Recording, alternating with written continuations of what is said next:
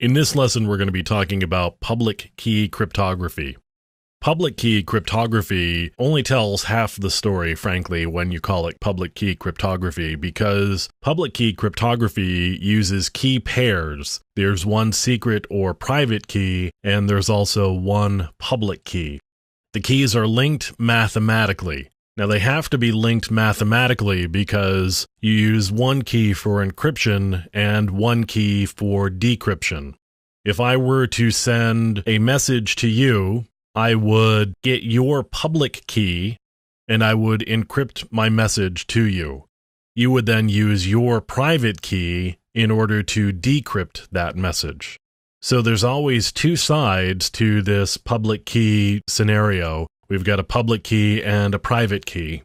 Now I can show you the private key for a certificate. As always, we password protect them. So here's all of the keying material for the private key for this server key that I've generated. 4096 bits of a private key here, and here's all of the keying material. Now I can look at the public key as well.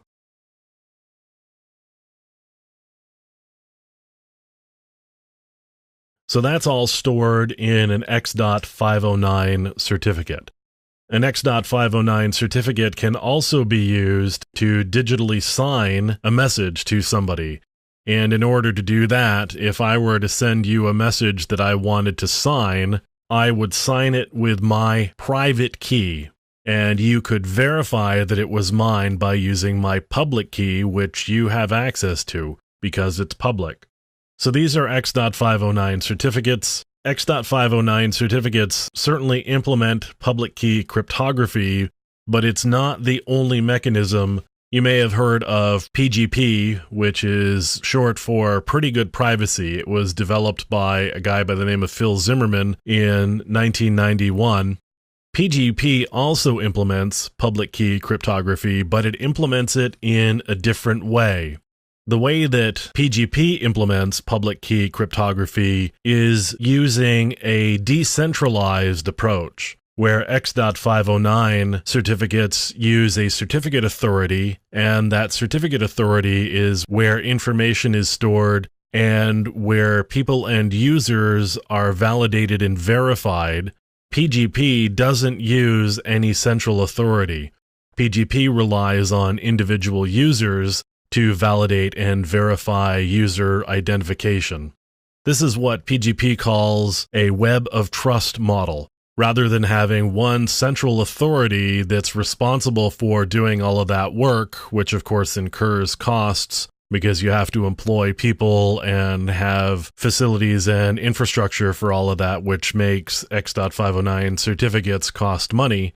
PGP uses this web of trust model, which means I post my public key to a public key repository, and there have traditionally been a few of them around.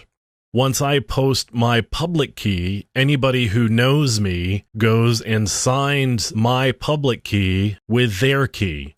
And in signing my public key with their key, you can know that I'm who I say I am if you know and trust that person. So the idea is that we use people and you get the 6 degrees of separation sort of effect where eventually you know enough people who have signed enough certificates that you can trust the new ones that you run across. So that's how the PGP model works. The web of trust is used to ensure that people are who they say they are. X.509 uses a certificate authority to verify that people are who they say they are. The end result, though, is effectively the same. You have a public key and a private key. Both are required for the whole process between encryption and decryption, as well as digital signing. And that's just an overview of public key cryptography.